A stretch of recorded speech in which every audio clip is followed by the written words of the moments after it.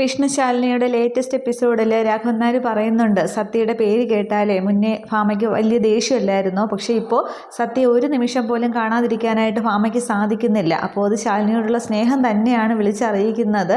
അവൾക്ക് ഒരുപാട് മാറ്റമുണ്ട് എന്നൊക്കെ ഇങ്ങനെ പറയുമ്പോൾ വിഷ്ണുവും പറയുന്നുണ്ട്, അതെ അമ്മയാണെങ്കിൽ ഞങ്ങളോടൊപ്പം ഒരുമിച്ച് താമസിക്കണമെന്ന്, എല്ലാവരും കൂടി ഒന്നിച്ച് താമസിക്കണമെന്ന് ആഗ്രഹിക്കുന്നു. ഞങ്ങളെ പിന്നെ ഒരു വീട്ടിലേക്ക് ക്ഷണിക്കാനായിട്ട് ഒരുക്കങ്ങൾ നടത്തുന്നു. ഇതെല്ലാം വലിയ മാറ്റമാണല്ലോ എന്നിങ്ങനെ പറയുന്നുണ്ട്.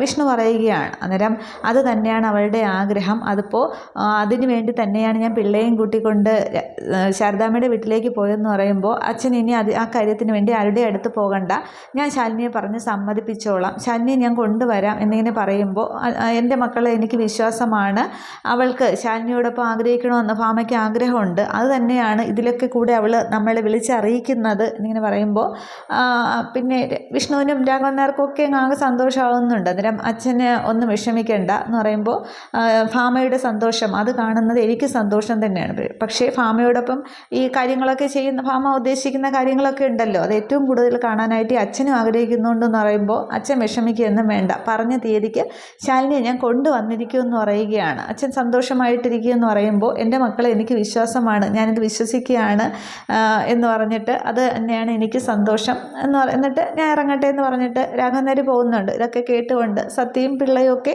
നിൽക്കുകയാണ്. അങ്ങനെ വിഷ്ണുവിന് അകപ്പാടെ സന്തോഷമാവുന്നുണ്ട്. അമ്മ അവരെ അംഗീകരിക്കുന്നു, ശാലിനിയും സത്യയും ഒക്കെ അംഗീകരിക്കുന്നു, വീട്ടിലേക്ക് ക്ഷണിക്കുന്നു, കൊണ്ടുപോകാനൊക്കെ ആഗ്രഹിക്കുന്നു എന്നറിയുമ്പോൾ വിഷ്ണു അകപ്പാടെ സന്തോഷത്തിലാണ്.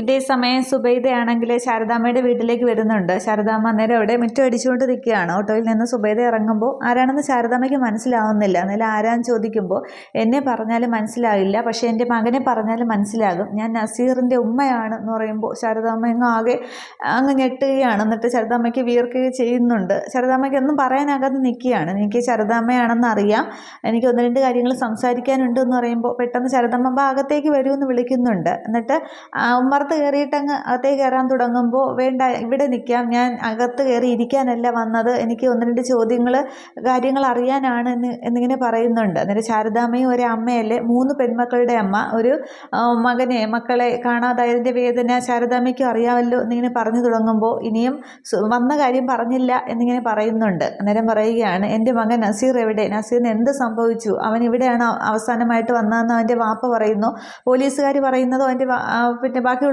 പറയുന്ന ഒന്നും ഞാൻ കണക്കാക്കുന്നില്ല, ഒരു മകനെ കാണാതായ അമ്മയുടെ വേദന ശാരദാമ്മയ്ക്ക് മനസ്സിലാവില്ലേ, എൻ്റെ മകൻ എന്ത് സംഭവിച്ചു, അവനാണെങ്കിൽ ഒരിക്കലും പോകാൻ ആഗ്രഹിക്കാത്തൊരു സ്ഥലത്തേക്കാണോ പോയിരിക്കുന്നത് എന്നൊക്കെ ഇങ്ങനെ സുബൈദ ചോദിക്കുമ്പോൾ ശാരദാമ്മയ്ക്ക് എന്ത് പറയണമെന്ന് അറിയാനായിട്ട് സാധിക്കുന്നില്ല. പെട്ടെന്ന് സുബൈദ അങ്ങ് ശാരദാമ്മയുടെ കൈ പിടിക്കുകയാണ്. എൻ്റെ മകനെ വേണ്ടിയിട്ട് ഞാൻ എന്നും അത്താഴം ഒരുക്കി കാത്തിരിക്കാറുണ്ട്, അവനിങ്ങനെ മാറിയൊക്കെ നിൽക്കാറുണ്ട്, അപ്പോൾ ഒരു ദിവസം വരാതിരിക്കുമ്പോൾ പിറ്റേന്ന് ഭക്ഷണം എടുത്ത് കളയുമ്പോൾ ഞാൻ അവനെ വിളിച്ച് താക്കീത് ചെയ്യും, ഇനി ഈ പണിക്ക് ഞാൻ നിൽക്കില്ല എന്ന്. ഇപ്പോഴും ഞാൻ അത്താഴം ഒരുക്കി അവന് കാത്തിരിക്കാറുണ്ട്, അവൻ്റെ വാപ്പ പോലും എന്നെ ശപിക്കുകയാണ് ഇതൊക്കെ കണ്ടിട്ട്. അപ്പോൾ പക്ഷേ അന്നൊക്കെ ഫോൺ വിളിക്കുമ്പോൾ മറുതലയ്ക്കൽ പറയാനായിട്ട് ആളുണ്ടായിരുന്നു, ഇപ്പോൾ അങ്ങനെ ഒരാളില്ല, അപ്പോൾ എൻ്റെ മകൻ എന്തെങ്കിലും സംഭവിച്ചോ എന്നിങ്ങനെ ചോദിക്കുമ്പോൾ ശാരദാമ്മ പെട്ടെന്ന് കയ്യങ്ങ് സുബൈദയുടെ കൈകളിൽ നിന്നും വിടിയിക്കുകയാണ്. എന്നിട്ട് പറയുന്നുണ്ട്, പിന്നെ പോലീസുകാർ അങ്ങനെയാണ് പറയുന്നത്, അവരെങ്ങനെയെങ്കിലും കേസ് ഒതുക്കി തീർക്കാനാണ് അവർ ശ്രമിക്കുന്നത്, അതിൻ്റെ പേരിൽ മറ്റുള്ളവർക്കുണ്ടാകുന്ന മാനസിക ബുദ്ധിമുട്ടൊന്നും അവർ കണക്കാക്കുന്നില്ല, ഞാൻ നിസ്സഹായയാണ്, എനിക്കൊന്നും അറിയില്ല എന്നിങ്ങനെ പറയുമ്പോൾ വീണ്ടും ഈ സുബൈദ ചോദിക്കുന്നുണ്ട്, എന്തായാലും എത്ര കൊള്ളരുതാത്തവനായാലും മകൻ തന്നെയാണല്ലോ, പെറ്റ വയറിന് അതിൻ്റെ നോവ് അറിയാമല്ലോ, അപ്പോൾ ശാരദാമ്മയ്ക്ക് അതിനൊരു ഉത്തരം കഴിയുമോ, ഇനിയും ഞാൻ അവന് വേണ്ടി അത്താഴം ഒരുക്കി കാത്തിരിക്കണോ, അവൻ തിരിച്ചു വരുമോ, ജീവിച്ചിരിപ്പുണ്ടോ എന്നൊക്കെ വീണ്ടും ശാരദാമ്മയുടെ കൈ പിടിച്ചങ്ങ് ചോദിക്കുകയാണ്. ശാരദാമ്മയ്ക്കാണെങ്കിൽ എന്ത് പറയണമെന്ന് അറിയാൻ വയ്യാന്ന് വിയർക്കുകയും സരുത്തുമ്പോണ്ട് വിയർപ്പൊപ്പുകയൊക്കെ ചെയ്യുന്നുണ്ട്. ആകെ ഒരു വെപ്രാളം. അവസാനം അമ്മ ഈ സംസാരിക്കുമ്പോൾ സുബൈദയുടെ മുഖത്ത് നോക്കുന്നില്ല, അല്ലാതെയാണ് പറയുന്നത്. എന്നിട്ട് പറയുന്നുണ്ട്, നേരത്തെ പറഞ്ഞ ഉത്തരമേ എനിക്ക് പറയാനുള്ളൂ, അല്ലാതെ വേറൊന്നും എൻ്റെ കയ്യിൽ ഇതിനുള്ള ഉത്തരങ്ങളൊന്നുമില്ല എന്ന് പറഞ്ഞിട്ട് അവസാനം ശാരദാമ്മ പറയുകയാണ്, നസീർ ഇവിടെ ജഹാനെ കാണാനായിട്ട് ഇവിടെ വന്നിട്ടുമില്ല, ഇവിടെ വെച്ച് നസീറിനൊന്നും സംഭവിച്ചിട്ടുമില്ല എന്നിങ്ങനെ അങ്ങ് കണ്ണടച്ച് ശാരദാമ്മ പറയുകയാണ്. അന്നേരം സുബൈദ പറയുകയാണ്, മതി, എനിക്ക് ഇത്രയും കേട്ടാൽ മതി, ഞാൻ വേറെ ആരെയും നോക്കുന്നില്ല. ഇതൊരു അമ്മയുടെ വാക്കുകളാണ്, സ്നേഹവും വാത്സല്യവും കരുതലും ഒക്കെയുള്ള അമ്മയുടെ വാക്കുകൾ, ഇതെനിക്ക് വിശ്വാസമാണ്. ഇനി ഞാൻ എൻ്റെ മകന് വേണ്ടി അത്താഴം ഒരുക്കി കാത്തിരുന്നോളാം എന്ന് പറഞ്ഞിട്ട് സുബൈദ കണ്ണീരൊക്കെ തുടയ്ക്കുന്നുണ്ട്. അത് കേൾക്കുമ്പോൾ സുബൈദ വിചാരിക്കുന്നത് നസീർ ഇപ്പോഴും ജീവിച്ചിരിക്കുന്നു എന്നാണ്. പക്ഷെ അന്നേരവും ശാരദാമ്മയുടെ മനസ്സിൽ ഗോപാലകൃഷ്ണനുമായിട്ട് നസീർ വാക്കുതർക്കം ഉണ്ടായതും വീണതും തലയിടിച്ചതും ഒക്കെയാണ് മനസ്സിലിങ്ങനെ വരുന്നത്. പക്ഷേ സുബൈദ കണ്ണീരൊക്കെ തുടച്ച് സന്തോഷമാകുന്നുണ്ട്. ഞാൻ വരട്ടെ എന്ന് പറഞ്ഞിട്ട് തിരികെ ഓട്ടോയിൽ കയറി പോകുന്നുണ്ട്. തിരിച്ചു പോകുന്ന സുബൈദ ആകെ സന്തോഷത്തിലാണ്. ശാരദാമ്മ പറഞ്ഞല്ലോ ഇവിടെ സംഭവിച്ചിട്ട്, ശാരദാമ്മ കള്ളമല്ല സത്യമാണ് പറയുന്നതെന്ന് വിശ്വസിച്ചാണ് സുബൈദ സന്തോഷത്തോടെ വീട്ടിലേക്ക് പോകുന്നത്. തുടർന്ന് പൂജാമുറിയിലേക്ക് പോകുന്ന ശാരദാമ്മ ആകെ സങ്കടപ്പെട്ടങ്ങ് പ്രാർത്ഥിക്കുന്നുണ്ട്. ഇത്രയും പരീക്ഷണങ്ങൾ എനിക്ക് എന്തിനാണ് തരുന്നത്? ആ വന്നു പോയത് ഒരമ്മയാണ്. മകൻ്റെ ജീവൻ ഈ ഭൂമിയിൽ എവിടെയെങ്കിലും ഉണ്ടോ എന്നറിയാനായിട്ട് വന്നുപോയ ഒരമ്മ. ആ ഒരു ഇതിൽ ഞാനങ്ങ് നേറിപ്പോവുകയാണ്. അതിൽ ആ തീയിൽ ഞാൻ ദഹിച്ചു പോയില്ലെന്നേ ഉള്ളൂ. ഇനി എന്തിനാണ് പരീക്ഷിച്ചത്? മാപ്പാക്കണേ എന്നൊക്കെ തൊഴുത് അവിടെ നിന്ന് ശാരദാമ്മ പ്രാർത്ഥിക്കുന്നുണ്ട്. ഇതേ സമയം സത്യഭാമയാണെങ്കിൽ ആ പഴയ വീട്ടിലേക്ക് ഓട്ടോയിൽ എത്തുന്നുണ്ട്. ഗേറ്റ് തള്ളി തുറന്ന് ഭാമ ഇങ്ങനെ അകത്തേക്ക് കയറുമ്പോൾ അവിടെ നിന്ന് ഇറങ്ങിപ്പോയ ദിവസങ്ങളൊക്കെയാണ് ഭാമ ഇങ്ങനെ ഓർക്കുന്നത്.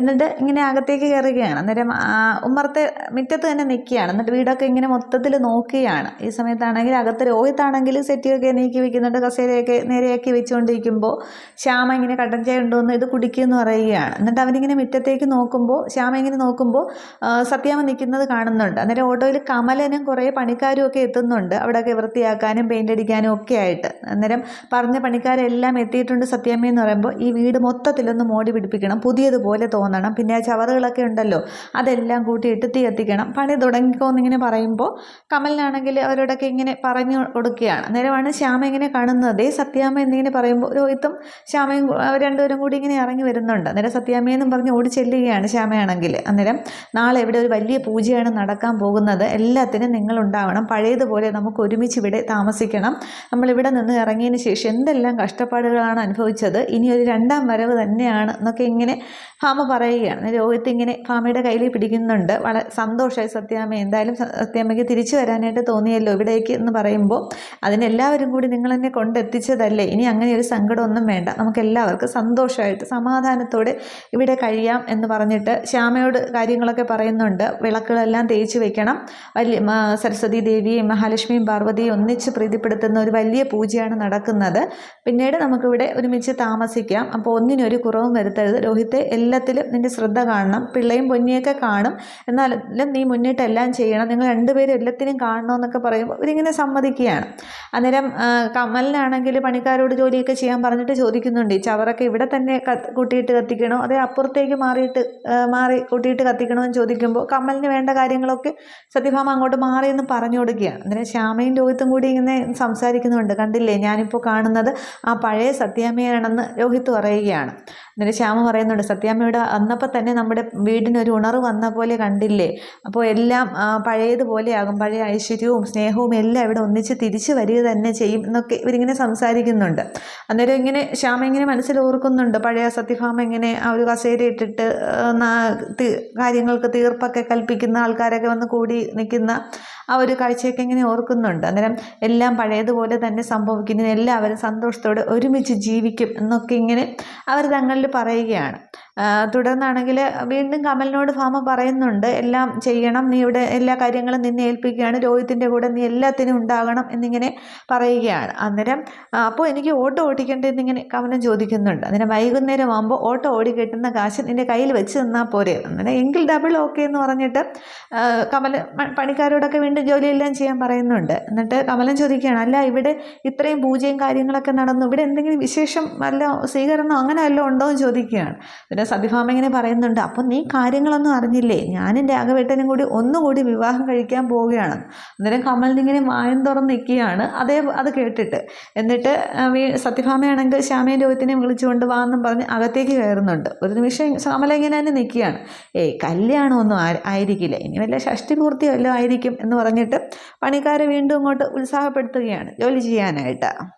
തുടർന്ന് അകത്തേക്ക് കയറുന്ന ഭാമയാണെങ്കിൽ ഹാളും മൊത്തത്തിൽ ഇങ്ങനെ നോക്കുകയാണ്. എന്നിട്ട് ഈ സെറ്റിയൊക്കെ ഒന്നുകൂടി നേരെയാക്കി ഇടണം, പുതിയ കവറൊക്കെ വാങ്ങിച്ചിടണം, ഷോക്കേസ് ഒന്നുകൂടി വൃത്തിയാക്കി പുതിയ എന്തെങ്കിലുമൊക്കെ വാങ്ങിച്ചിടണം എന്നൊക്കെ രോഹിത്തിനോട് പറയുകയാണ്. രോഹിത് എല്ലാം ഇങ്ങനെ തലവലിക്ക് സമ്മതിക്കുന്നുണ്ട്. തുടർന്ന് പറയുകയാണ്, കളക്ടറെ കാണാൻ വരുന്നവർക്ക് വേണ്ടിയിട്ട് ആ സിറ്റ് ഔട്ട് ഒന്നുകൂടി ഒന്ന് റെഡിയാക്കി വെക്കണം, പിന്നെ പത്രക്കാരനോട് പത്രം ഇടാൻ വരണം, കളക്ടറെ കാണാനായിട്ട് ആരെങ്കിലുമൊക്കെ വന്നാലോ ഒരു പത്രം അയച്ചിരുന്നോട്ടെ എന്ന് പറയുമ്പോൾ ഇവരിങ്ങനെ അത് കേട്ടുകൊണ്ട് നിൽക്കുകയാണ്. അവർക്ക് ആദ്യം അത് അമ്പരപ്പോടുകൂടിയാണ് ഇവരിങ്ങനെ കേൾക്കുന്നത്, ശ്യാമയും രോഹിത്തൊക്കെ. എന്നിട്ട് പറയുന്നുണ്ട്, വിഷ്ണുവിന് പണ്ടേ മുകളിലത്തെ മുറിയായിരുന്നു ഇഷ്ടം, ആ പഴയ മുറി തന്നെ വിഷ്ണുവും ശാലിനിയും ബെഡ്റൂമായിട്ട് എടുത്തോട്ടെ, പിന്നെ തൊട്ടപ്പുറത്താണെങ്കിൽ സത്യമോൾക്കൊരു പഠനമുറി ഉണ്ടാക്കണം, അവളുടെ കാര്യങ്ങളും എല്ലാം ഒക്കെ അതിൽ ചെയ്ത് വെക്കണം, അപ്പോൾ നല്ല കാറ്റും വെളിച്ചമൊക്കെ കിട്ടും, അത് സത്യമോൾ എടുത്തോട്ടെ, എന്താ ശ്യാമ എന്നിങ്ങനെ ചോദിക്കുകയാണ്. എന്നിട്ട് ശ്യാമയാണെങ്കിൽ ആ ഇങ്ങനെ തലവലിക്ക് സമ്മതിക്കുന്നുണ്ട്. എന്നിട്ട് ഭാമയാണെങ്കിൽ അങ്ങ് അപ്പുറത്തേക്ക് ഇങ്ങനെ മാറിപ്പോവുകയാണ്. അന്നേരം രോഹിത് ഇങ്ങനെ പിന്നാലെ പോകുന്നുണ്ട്. പക്ഷെ ശ്യാമ ഇങ്ങനെ ചിന്തിക്കുകയാണ്. അന്നേരം രോഹിത് ഇങ്ങനെ തിരിഞ്ഞു നോക്കി ശ്യാമയെ ശ്രദ്ധിക്കുന്നുണ്ട്. പക്ഷെ പെട്ടെന്ന് സത്യഭാമ രോഹിത്തെ എന്ന് വിളിക്കുമ്പോൾ ഭാമയുടെ കൂടെ രോഹിത് അപ്പുറത്തേക്ക് ഇങ്ങോട്ട് പോകുന്നുണ്ട്. അന്നേരം പിന്നെ ശ്യാമ ഇങ്ങനെ ചിന്തിക്കുകയാണ്, കുഞ്ഞേച്ചിക്ക് വേണ്ടിയിട്ടാണ് ഇവിടെ മൊത്തം ഒരുക്കങ്ങൾ നടത്തുന്നത്, കുഞ്ഞേച്ചിയുടെ സത്യാമ്മയ്ക്ക് ഇത്രയും സ്നേഹം ഉണ്ടായിരുന്നു, വിശ്വസിക്കാനേ പറ്റുന്നില്ല എന്ന് കരുതിയിട്ട് ശ്യാമ ഇങ്ങനെ ചിന്തിക്കുകയാണ്. സത്യമോയുടെ കാര്യവും കുഞ്ഞേച്ചിയുടെ കാര്യവും മാത്രമാണ് പറയുന്നത്, പപ്പിമ്മയുടെ കാര്യം പറയുന്ന പോലുമില്ല, ചോദിക്കുന്ന പോലുമില്ല. ഇനിയിപ്പോൾ ഞാനും രോഹിത്തും പപ്പിമോളും ഒക്കെ ഇവിടെ ഒരു അധികപ്പറ്റായി മാറുമോ എന്നൊക്കെ ശ്യാമയ്ക്ക് എന്നെ സംശയം കൂടുകയാണ്. അതായത് വിഷ്ണുവിൻ്റെയും ശാലിനിയുടെയും സത്യയുടെയും കുറിച്ച് മാത്രമാണ് ഭാമ അവിടെ സംസാരിക്കുന്നതും അവർക്ക് വേണ്ടിയുള്ള ഒരുക്കങ്ങളും ഒക്കെയാണ് പറയുന്നത്, പപ്പിയുടെ കാര്യം ജസ്റ്റ് ഒന്നും അവിടെ പറയുന്ന പോലുമില്ല. അതുകൊണ്ടാണ് ശ്യാമയ്ക്ക് വീണ്ടും അവിടെ ഒരു സംശയം ഇങ്ങനെ മനസ്സിൽ ഓടിക്കൊണ്ടിരിക്കുന്നത്. ഇതേസമയം അവിടെ കുടുംബശ്രീ വീട്ടിലാണെങ്കിൽ രാഘവൻ നായർ ഉമ്മർത്ത് അങ്ങോട്ടും ഇങ്ങോട്ടും ഒക്കെ നടന്നിട്ട് ആ സോപാനത്തിലേക്ക് ഇങ്ങനെ ഇരിക്കുകയാണ്. അന്നേരം ശാരദാമ്മ ഇങ്ങനെ വെളിയിലേക്ക് ഇറങ്ങി വരുന്നുണ്ട്. ശാരദാമ്മയെ ആകെ വിഷമിച്ചാണ്. എന്നിട്ട് പറയുന്നുണ്ട്, ഈ അന്തരീക്ഷം മുഴുവൻ ആ പയ്യൻ്റെ ശാപം നിറഞ്ഞു നിൽക്കുകയാണ്, ആ ഒരു തീയിൽ നമ്മൾ ഉരുകി തീരുക തന്നെ ചെയ്യും എന്നിങ്ങനെ പറയുന്നുണ്ട്. കണ്ണടച്ചാൽ മുഴുവൻ പിന്നെ ആ ഒരു ചോരയിൽ കുളിച്ച് നിൽക്കുന്ന ആ ഒരു നസീറിൻ്റെ രൂപം മാത്രമാണ്, ഇവിടെ ഇത്രയൊക്കെ സംഭവിച്ചില്ലേ എന്ന് പറഞ്ഞ് ശാരദാമ്മ ആകെ ടെൻഷനാകുമ്പോൾ ഇവിടെ ഇപ്പോൾ എന്താ സംഭവിച്ചത് എന്നിങ്ങനെ ഗോപാലകൃഷ്ണൻ ചോദിക്കുക. എന്നിട്ട് ഒന്നും സംഭവിച്ചില്ലേ, ശവത്തിൻ്റെ മണം പിടിച്ചുകൊണ്ട് പോലീസ് നായയാണെങ്കിൽ എവിടെ ഉമ്മറത്ത് വരെ വന്നില്ലേ, വിലങ്ങ് കയ്യിലേക്ക് അണിഞ്ഞില്ലേ, ഏത് നിമിഷവും നമ്മൾ ജയിലിൽ കാത്ത് ഇരിക്കുമല്ലേ, ഇപ്പോൾ ഒരു അമ്മയുടെ കണ്ണുനീര് വരെ ഈ മുറ്റത്ത് വീണില്ലേ, ഇതെല്ലാം കൂടി എന്ത് ചെയ്യും, എവിടെ പോയി തീർക്കും, കണ്ണടച്ചാലും മുഴുവൻ ആ രക്തത്തിൽ കുളിച്ചു കിടക്കുന്ന നസീറിൻ്റെ മുഖമാണ് കാണുന്നത് എന്ന് പറയുമ്പോൾ നീ ഇത് എന്ത് ഭാവിച്ചാണ് ശാരദ, ഇത് നമ്മുടെ വീടൊക്കെ തന്നെ, പക്ഷേ ചുമരുകൾ പോലും സാക്ഷി പറയുന്ന കാലമാണ് എന്നിങ്ങനെ പറയുമ്പോൾ ഇതിൽ നിന്നൊന്നും ഒരു മോചനം ഉണ്ടാവാനായിട്ട് പോകുന്നില്ല എന്ന് പറഞ്ഞ് ശാരദാമ്മ വീണ്ടും ആകെ ടെൻഷനും ബഹളവും ഒക്കെയാണ്. ഗോപാലകൃഷ്ണൻ ഒന്നും പറയാനാകാതെ ഇരിക്കുന്നുണ്ട്. ഇത്രയുമാണ് എപ്പിസോഡിൽ കാണിക്കുന്നത്. അപ്പോൾ അടുത്ത എപ്പിസോഡോടുകൂടി 2 എപ്പിസോഡുകൾക്കകം അവിടെ ആ പൂജയും കാര്യങ്ങളും ഒക്കെ നടക്കും. ശാലിനിയെ തിരികെ വീട്ടിലേക്ക് കൂട്ടിക്കൊണ്ടുവരുന്ന എപ്പിസോഡൊക്കെയാണ്. പക്ഷെ അതിനിടയ്ക്ക് ഈ ചന്ദ്രബോസും ഈ നസീറിൻ്റെ കാര്യത്തിൽ എന്തെങ്കിലുമൊക്കെ നീക്കുപോക്ക് ഉണ്ടാക്കുകയൊക്കെ ചെയ്യും. അതൊക്കെ കാണാം. Okay, thank you.